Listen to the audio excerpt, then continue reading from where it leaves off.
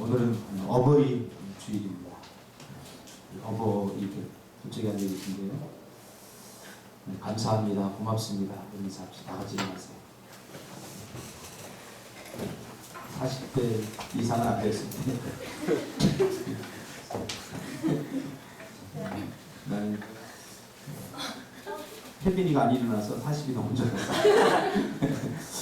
다 같이 90도 이상 고맙습니다. 감사합니다. 시작. 고맙습니다. 감사합니다.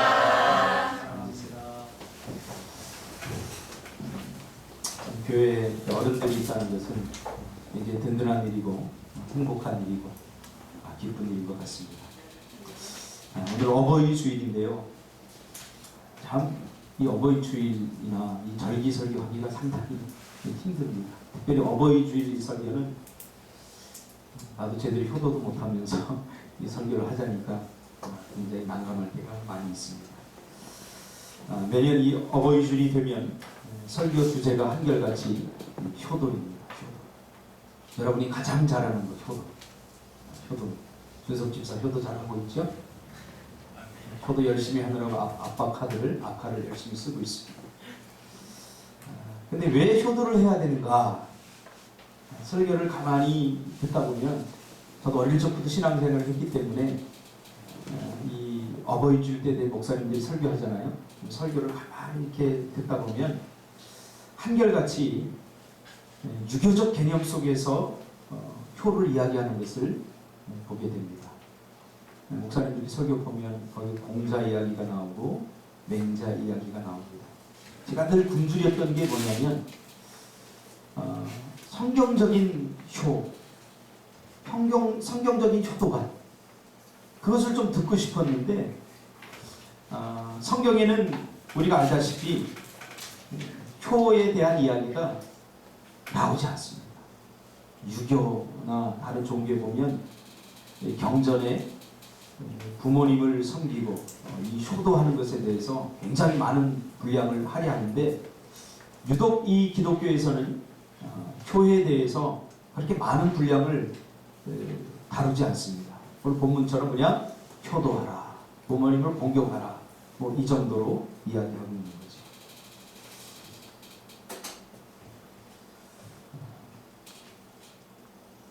그러기에 당연히 우리가 효도해야 되는 걸 알면서 효도하지 못하는 사람들에게 뭐 공자 이야기를 끄집어내고 맹자 이야기를 끄집어내서 그래도 효도해야 됩니다 라고 말한다면 별로 이렇게 마음에 와닿지 못할 뿐이죠. 그런 것을 학교에서 다 배우니까 우리가 도덕적으로 윤리적으로 우리를 낳아주신 분, 우리를 키워주신 분, 마른 자리 진 자리 우리 가라니시며 우리에게 적극적으로 헌신하시는 분들에 대한 그러한 효 우리가 당연히 해야 되는 거죠. 그러나 성경이 부모님에 대해서 이 효에 대해서 어떻게 말하는지에 대해서 늘 저는 이렇게 굶주려 있었습니다. 그러다 보니까 이 공자에게서 나온 또 도덕과 윤리적에서 나온 이 말씀은 별로 어버이 줄 때 설교하면 마음에 와닿지 않은 것들이 사실이었습니다. 또 설교를 듣고 나면 우리가 그래 부모님께 효도를 해야 되는 거 당연해 효도해야지 그러면서도 이게 얼마 가지 못하죠.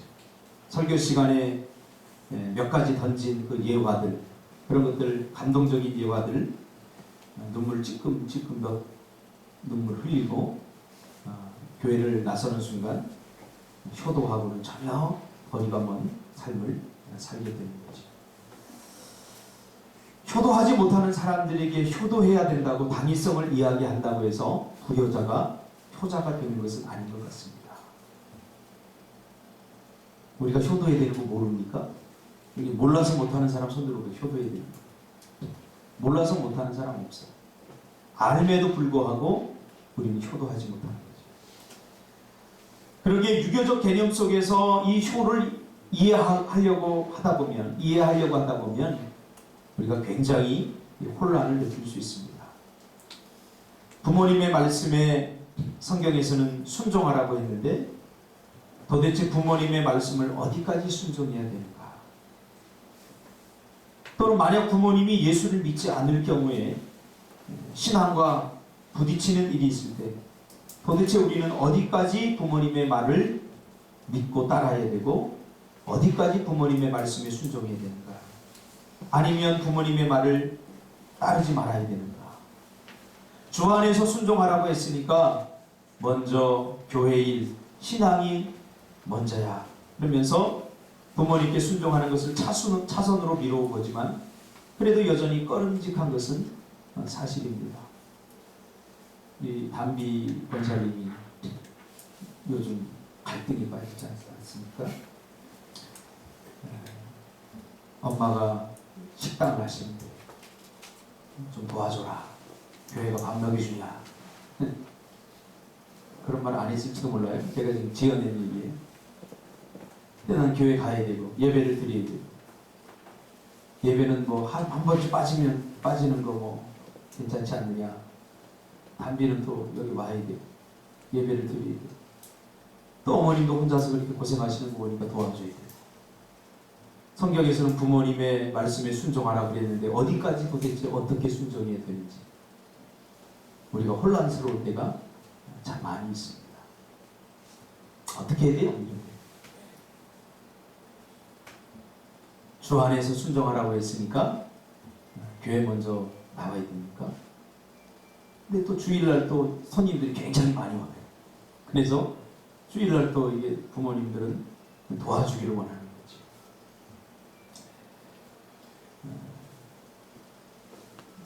저는 오늘 그런 의미에서 기독교적 효에 대해서 함께 나누기를 원합니다. 기독교적 효는 효라고 말하지 않고 공경이다 이렇게 말합니다. 효라고 하는 이 사상은 유교적 개념에서 나온 거죠. 그래서 기독교에서는 이 효를 뭐라고 말하느냐? 공경.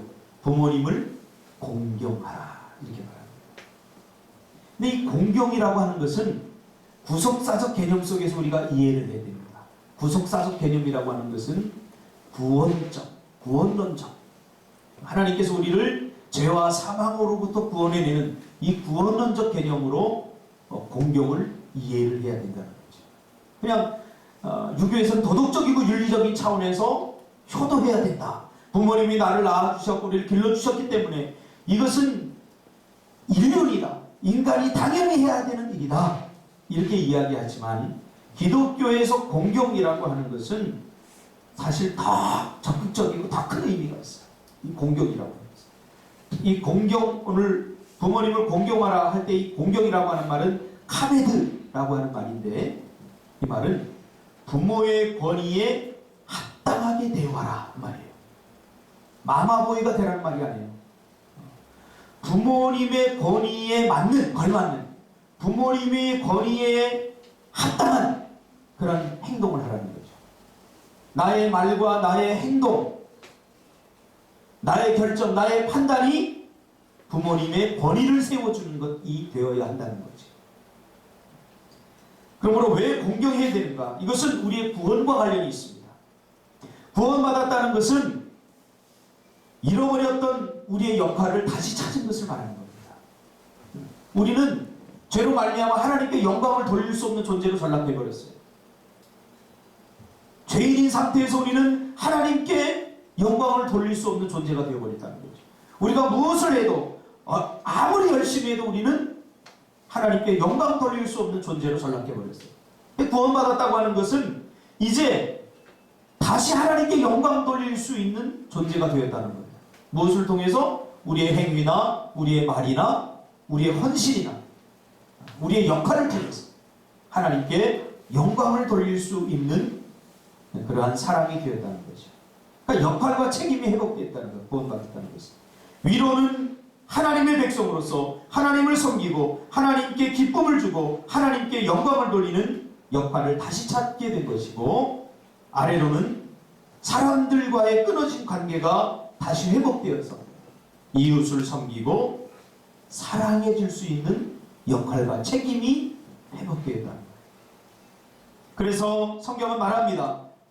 내 이웃을 내 몸과 같이 사랑하라. 하나님이 우리에게 주신 두 가지 계명이 있어요. 성경을 두 가지로 나누면 이 성경의 수많은 단어들과 66권을 두 단어로 나누면 위로는 하나님 사랑, 아래로는 이웃 사랑입니다. 이것을 한 단어로 나누면 사랑입니다. 사랑. 사랑. 자, 위로는 하나님을 사랑하고 아래로는 이웃을 사랑하는데 어떻게 사랑하라? 내 몸과 같이 사랑하라.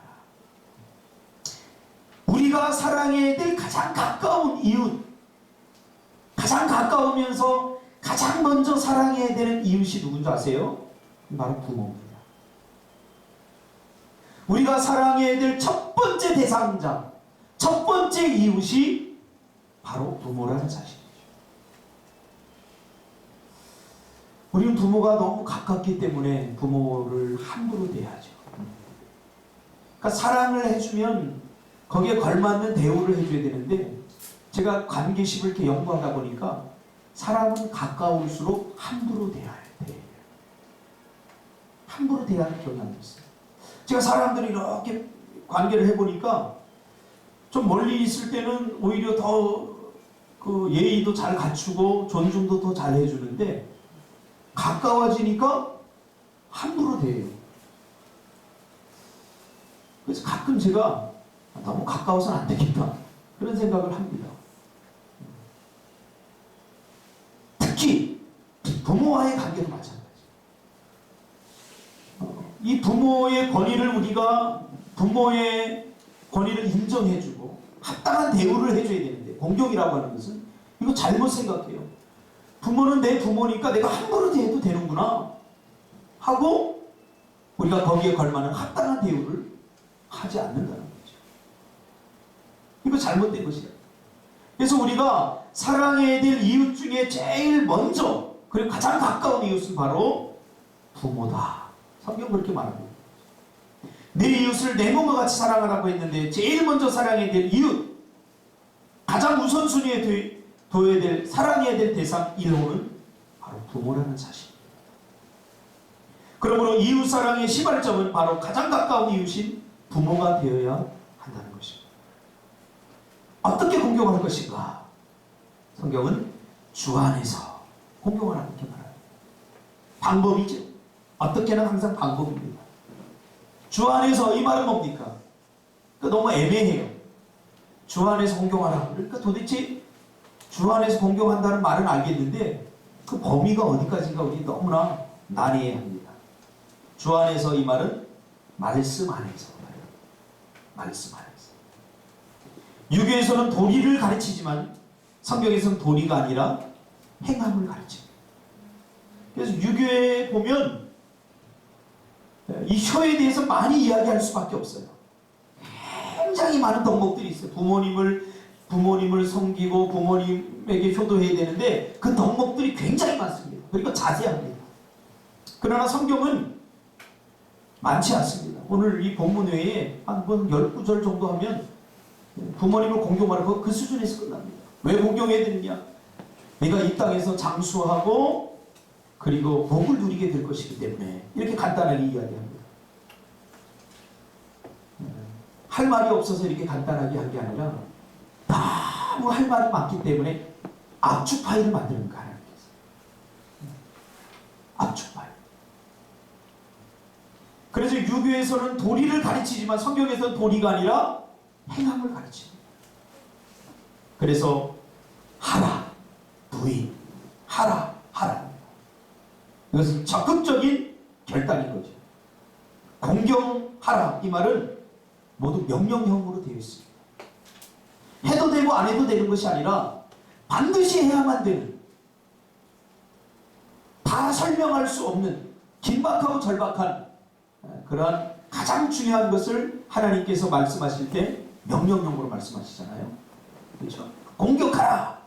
왜 공격해야 되느냐? 지금 적군이 앞에 있고 여기는 뭐가 있고 설명할 지금 시간이 없어요. 그리고 너무 중요한 일이에요. 그럴 때는 명령하는 거죠. 공격하라. 그리고 나중에 설명하는 거죠. 그러니까 명령형은 성경에서 왜 해야 돼요? 이게 이유를 붙여서는 안 돼요. 무조건 해야 돼요. 그러나 마음이 부패하고 패역한 사람들이 도리를 지킨다는 것은 있을 수 없는 거죠. 우리가 부모님을 공경하고 부모님께 어떻게 해야 되는가? 그 방법을 몰라서 못하는 사람 없습니다. 왜 부모님을 공경해야 되는가? 조금 그 이유를 살펴보면요. 구약으로 가보면 하나님은 하나님의 모든 축복을 부모에게 주셨어요. 그래서 이 축복권이죠. 더 정확히 말하면 축복을 준 게 아니라 축복권. 그러니까 자녀들이 하나님께서 주신 모든 축복을 받아들이려면 누구의 축복이 있어야 되냐면 부모님의 축복이 있어야 돼요. 그래서 여러분 성경에 보면 창세기에도 보면 어떻게 해요? 마지막 죽기 전에 부모가 자녀들을 모아놓고 머리에 손을 얹고 축복을 합니다. 그러면 그 축복이 그대로 이루어지는 걸 보게 되죠. 야곱의 12아들들도 그대로 축복을 받는 것을 보게 됩니다. 그러니까 모든 축복권이 하나님의 축복권이 부모에게 다 위임된 거죠. 위임된 형태로 주어진 거죠. 그 축복권이 구체적으로 뭔가 성경에서는 세 가지로 말하고 있습니다. 첫째로 부모님들이 가지고 있었던 세 가지 축복권은 왕권, 제사장권, 선지자권. 왕은 무슨 역할을 하죠? 통치하고 다스리시고 보호하는 역할을 합니다. 왕. 그렇죠? 그러니까 부모님이 그 자녀를 통치하고 다스리고 보호해주는 왕으로서의 역할을 감당한다. 그렇죠? 두 번째로는 제사장권인데 제사장이 하는 역할이 뭐죠? 오늘 보니까 이제 앞으로 여러분들 주일날은 일찍 자세요. 예배에 대한 자세와 태도가 잘 좀 안 돼 있는 것 같아서 이 설교하기도 힘들고 예배를 진행하기도 굉장히 힘듭니다. 예배는요 회복이잖아요. 예배는 회복. 그냥 들어와 이렇게 앉아서 있다가 하는 게 아니라 예배를 통해서 하나님을 만나고 예배는 영적인 회복의 역사가 일어나요. 그러니까 예배를 그냥 이렇게 드리면 더 정확히 말하면 이 따위로 드리면 영적 회복이 일어나지 않아요. 그럼 삶이 힘든 거예요. 예배를 통하여 다가오시는 하나님을 만나고 말씀을 통하여 다가오는 하나님을 만나고 그래서 우리 영이 살아나고 영이 생기를 얻고 예수님의 골짜기에 마른 뼈들이 살아난 것 같이 그런 역사가 일어나야 되는데 그러려면 주일 준비를 잘 해야 돼요. 늦게까지 있다가 한두 시간 자고 예배 드리려고 그러는 것은 그것은 억지입니다. 절대 예배 제대로 드릴 수 없어요. 다음부터 여러분 예배를 좀 잘 드릴 수 있도록 목사가 여기 딱 서서 이렇게 보면 이 영적 흐름이 있어요. 여러분들이 쭉 쳐져 있는. 물론 그래서 목사의 설교가 필요하기도 하겠지만 우리가 기본적으로 준비해야 될 것은 준비해야 됩니다. 이게 한두 번이 아니잖아요. 그렇죠?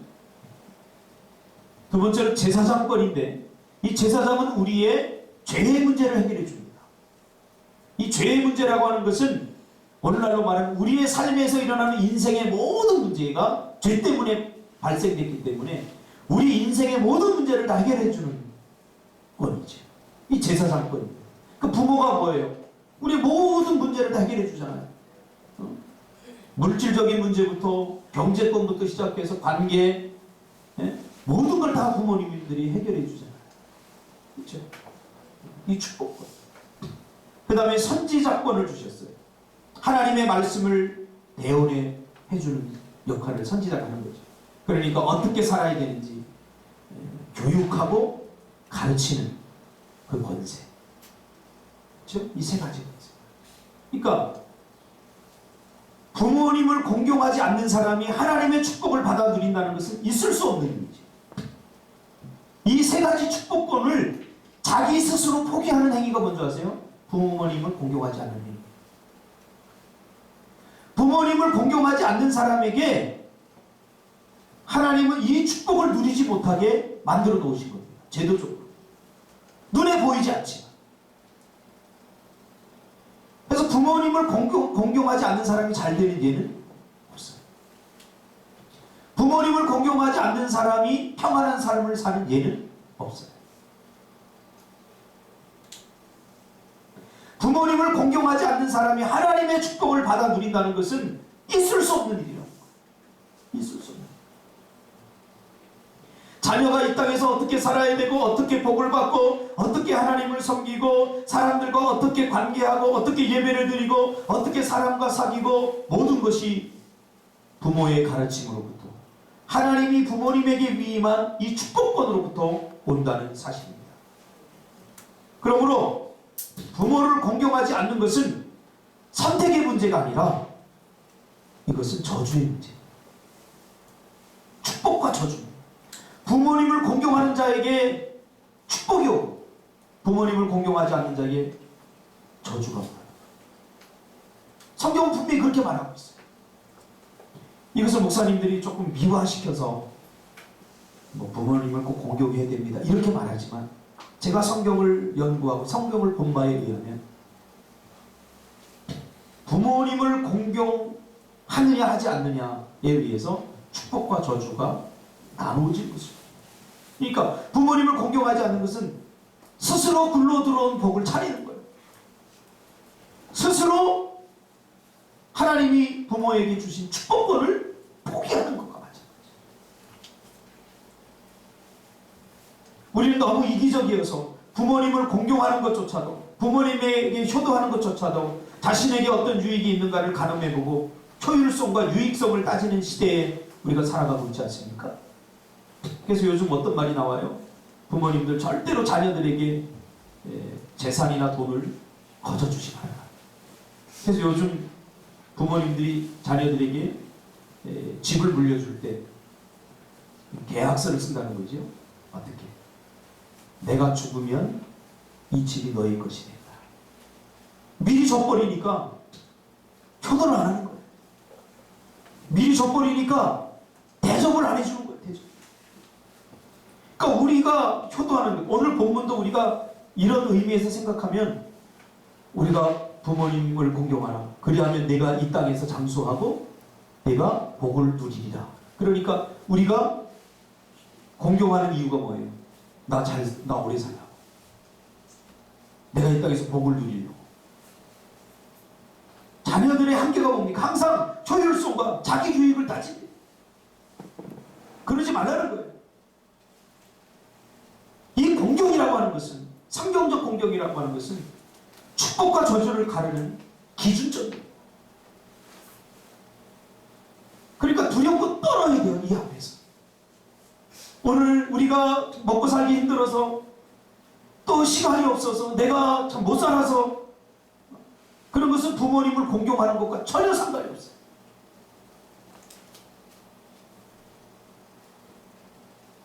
오늘 본문에 보니까 부모님을 공경하면 이 땅에서 장수하리라. 이 장수라고 하는 것은 단순히 그냥 생명적으로 오래 사는 것이 아니라 영원을 말하는 영원. 구원사적, 구속사적인 구원을 말하는 거예요. 이 말을 바꿔 말하면 어떻게 되냐면, 이미 구원받은 하나님의 백성들은 부모님을 공경할 수밖에 없는 삶을 살아야 된다는 거죠. 자, 부모님을 공경함으로써 구원을 얻는 게 아니에요. 그러나 이미 하나님의 백성이 된 사람은 하나님이 가장 중요하게 여기는 계명인 내 부모를 공경하는 일에 최선을 다한다는 거죠. 공경을 한다는 거죠. 그러니까 하나님의 백성이 부모를 공경하지 않을 수 없다는 거죠. 이것은 망고불변의 진리라는 거죠. 그래서 영원의 복을 누리게 된다. 성경은 그렇게 말하고 있는 것입니다. 그러므로 기독교적인 부모의 공경은 마음을 다하고 뜻을 다하여 진심으로 내 부모님을 존경하는 것입니다.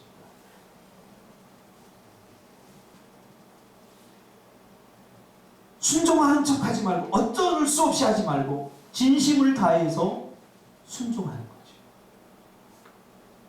그리고 부모님의 가르침대로 살게 되는 거죠.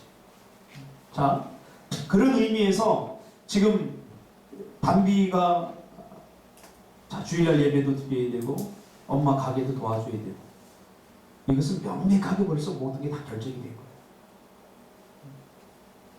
그래서 우리가 예수 믿는 것 때문에 교회 다니는 것 때문에 부모님을 공경하는 일이 만약 부모님 입에서 교회 다니는 것 때문에 이렇게 나오면 벌써 내가 공경하는 데 실패하는 사람.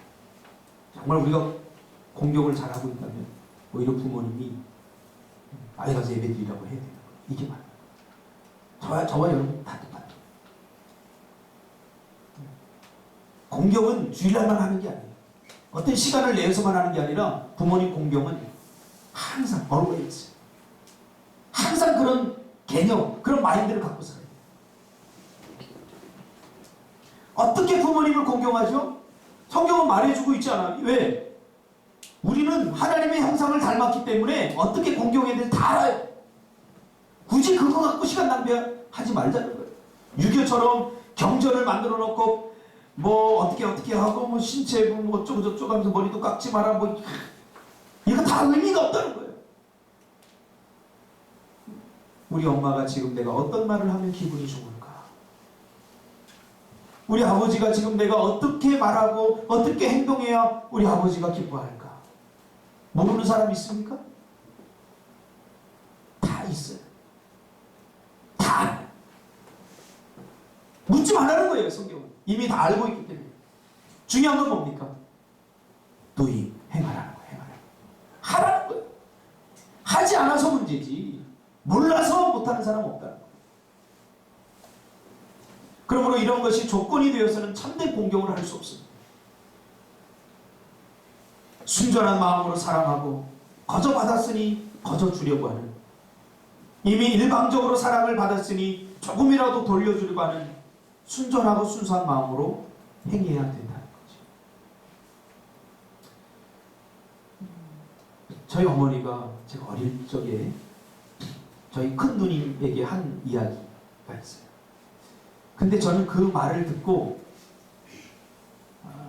평생 내가 부모님에게 어머니에게 상처를 주지 말아야 되겠다 그 생각을 하고 살았어요.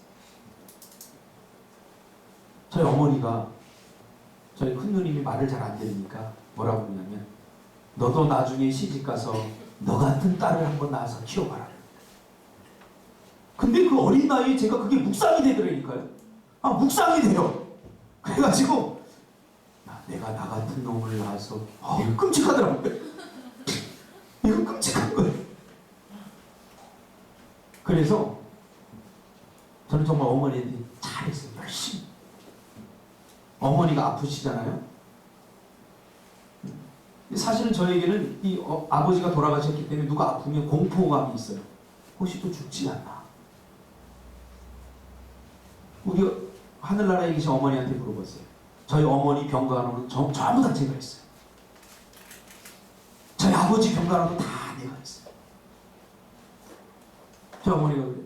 감기 걸려서 계시면서 하수가 가서 감기약 사라고 그러면 나 바빠. 제 1일을 보는 거야. 의수가 가서 약 좀 사와라. 나 친구하고 약속이 있어. 저희 형님 흥서가 가서 사와라. 나 좀 뭐 하러 가야 돼. 제가 제일 어린 흥서가 가서 사와라. 네. 그게 되더라고. 왜? 나도 나 같은 자신 가서 키우는 거야. 이게 참 감사한 게 있는데, 그래도 우리 아직 뭐 크진 않아, 장성하지 않았지만 참 우리 예린이도 그렇고 우리 애들도 아빠 말이라면 잘 들어요. 참 감사해요. 키워보면 알잖아요, 이 아이가.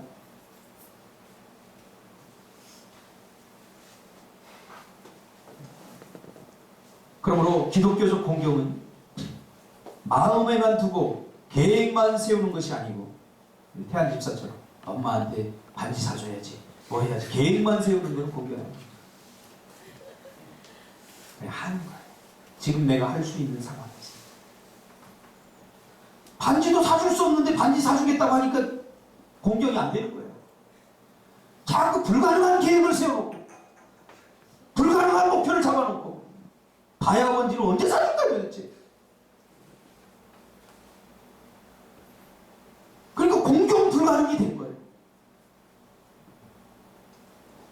그러지 말라는 거죠.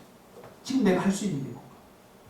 또 이렇게 말하면 또 꼭 머리 좋은 머리 쓰는 사람들은 맞아. 목사님이 돈이 중요한 게 아니라고 했어.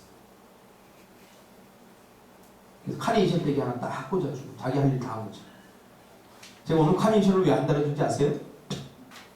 제가 인터넷 조사해 보니까 부모님들이 제일 받기 싫어하는 선물 1위가 카네이션이더라고요. 그래서 오늘 제가 조금 좀 괜찮은 거 준비했어요. 이렇게. 비타민 준비, 비타민. 10가지 미네랄이 들어있는 비타민. 종합 비타민. 3개월치 준비했어요. 공경은 나중에 하는 게 아닙니다. 지금 하는 거지. 후회봤자 소용없어. 저는 집사람 앞에 지금 우리 어머니 돌아가셨지만 단 한 번도 내가 그때 잘할 거야. 더 열심히 할 거야. 그런 얘기 한 적도 없어요. 왜? 전 잘할 수 있는데도 못했기 때문에. 더 잘할 수 있는데도 못했어요.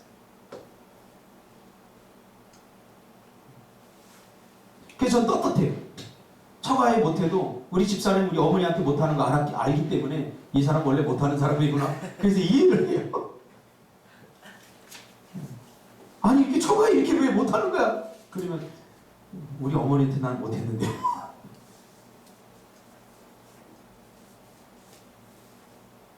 참 저는 그 정우순 집사님 이렇게 어머니 모시는 거 보고 저는 그때 감동했어요.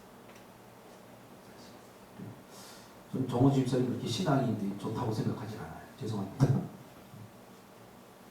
근데 어머니 이렇게 모시는 걸 보고 아, 저분 안에는 믿음이 있구나. 제가 그런 것을 발견했어요. 그 어머니 마지막 할머니 돌아가실 때 사실은 정우수 집사님은 같이 산 것도 아니거든요. 그 어머니가 키워준 것도 아니거든요. 근데 마지막 그 어머니 참 집사님도 모시기 힘든 상황이야. 남편도 있고 정말 힘든 상황인데 그 할머니를 모셨어요. 그러면서 가끔 저한테 할머니하고 이렇게 어머니하고 싸웠다고 가슴 아프다. 차라리 안 모셨으면 좋았을까. 괜히 그냥 상처만 주는 그런 거. 그런데 제가 한 얘기를 했어요. 그래도 이게 참 잘하는 거. 요즘 그 며느리들 얼마나 똑똑합니까? 잘 안 모시고. 다 모셔야 먹히네. 뭐 갈 데도 없는데 어떻게 하나. 기독교적 공경은 마음에만 담아두고 계획만 번지를 하는 게 세우고 주여 나중에 엄마 집 사줄게. 나중에 엄마 그거 다 소용없어. 지금입니다. 지금. 그래서 성경에서는 하라 이렇게 명령을 합니다. 잠언 23장 25절에 내 부모를 즐겁게 하며 내 낳은 어미를 기쁘게 하라. 어떻게는 말하지 않습니까? 어떻게 기쁘게 해요? 어떻게 즐겁게 해요? 알지 않습니까? 담비 어떻게 하면 엄마가 기뻐할까? 알아요.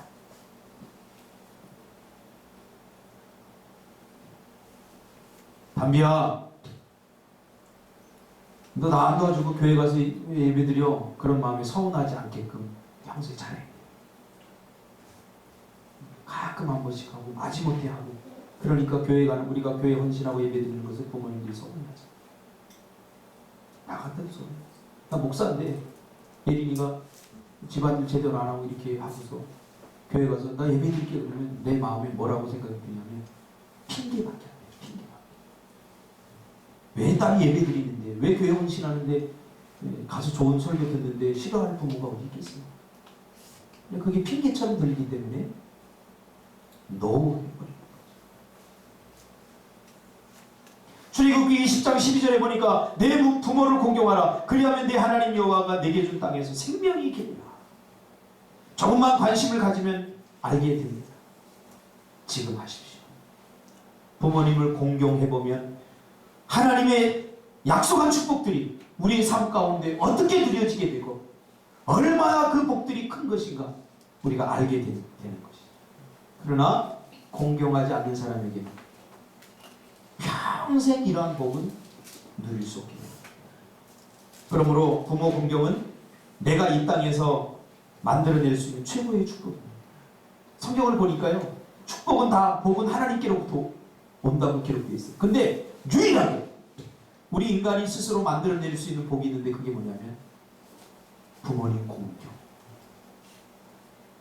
그러니까 부모님 공경하는 것은 복이에요. 내가 만들어낼 수 있는 최고의 복이에요. 아, 난 복을 지지리도 못 받았어. 그런 사람은 자기 스스로 복을 만들어낼 수 있는데 그게 무슨 복이냐? 부모님을 공경하는 복이에요. 그러므로 부모 공경은 도덕적 윤리적 수준을 뛰어넘는 구원적 역사를 이루어내는 일입니다. 하나님의 거룩한 창조적 질서를 지켜내는 일입니다. 생각해 보세요. 부모가 공경되지 않는 가정, 끔찍하지 않습니까? 부모가 대접받지 못하는 사회. 지금 우리 대한민국이 그래서 위기 아닙니까? 부모님들이 설 자리를 잃어버리는 공동체. 끔찍합니다. 왜 그러냐? 이 인륜에 있어서 하나님의 창조 질서의 가장 중간에 부모님들을 둔 거예요, 사실. 그러니까 집으로 말하면 집을 버티는 기둥 같은 존재들이 부모님들이에요. 근데 우리는 이 기둥이 귀찮다고 지금 빼버리려고 하는 거예요. 집이 설 수 있겠습니까? 못 써요. 설교를 준비하면서 보니까 요즘 제주도가 부모님들 갖다 버리는 장소 1위래요. 어머니, 아버지 여행 가요. 치매 걸렸으니까 모르니까 좋다고 여행 가려고 따라가세요. 제주도에 그걸 놓고 와버려요. 그래서 강아지니까.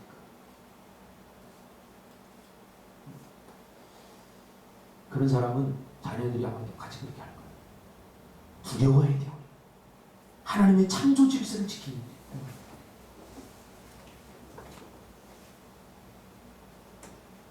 부모님을 모시고 섬기는 거 쉽지 않아요.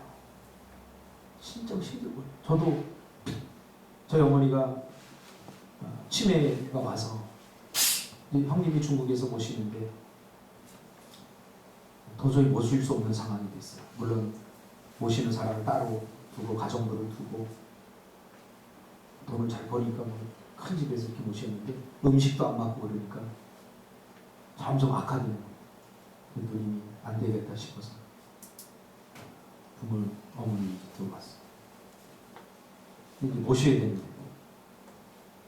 참 제가 한참 먹기 힘들대. 좀 밑에 있을 거예요. 장로님도 아시다시피 월세를 6개월, 7개월을 못 내고 상진 집사도 있어서 알죠. 그 집이 얼마나 추운가. 겨울에도 파카를 입지 않으면 견딜 수 없는 추위. 거기 있을 때 저희 어머님을 제가 모셔야만 된 상황이 왔어요. 제가 좀 집도 괜찮고 좀 이렇게 추위도 없고 그랬다면 정말 두말 없이 제가 가서 했을 거예요. 집사람.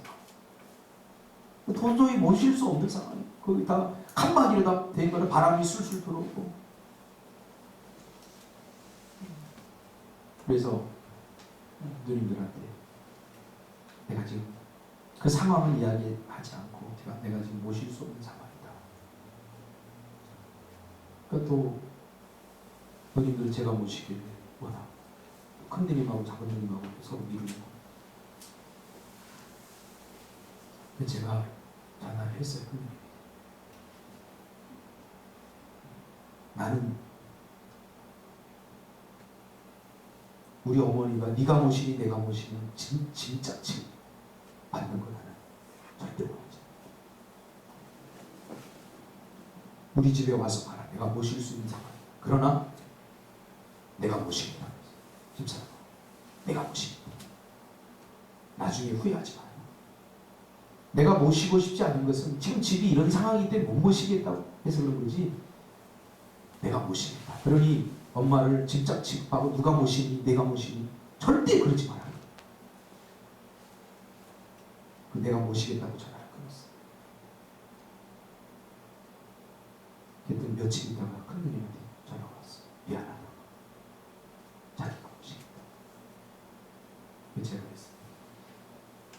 모시기 힘들 테니까 치매 걸렸으니까 나중에 힘들면 우리 요양원으로 모시자.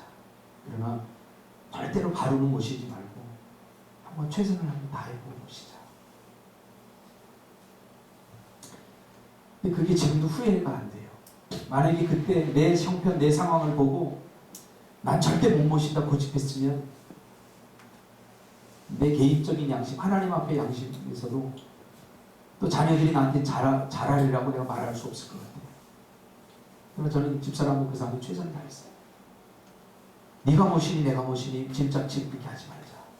내가 모시겠다. 내가 모시겠다.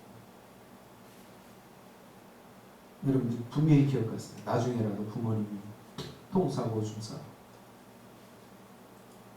저희 눈이 모시는 거 보면 정말 힘들어요. 정신이 말짱해요. 그래서 배집사하고 백일로 갔을 때 내가 한 설교 테이프 이렇게 틀어주니까 어머니 저거 누군지 아세요? 내가 왜 모르냐? 너잖아. 우리 아들 설교 잘하네. 저녁 때 됐는데 나보고 누구세요? 참 가슴 아플 일이잖아요. 가슴.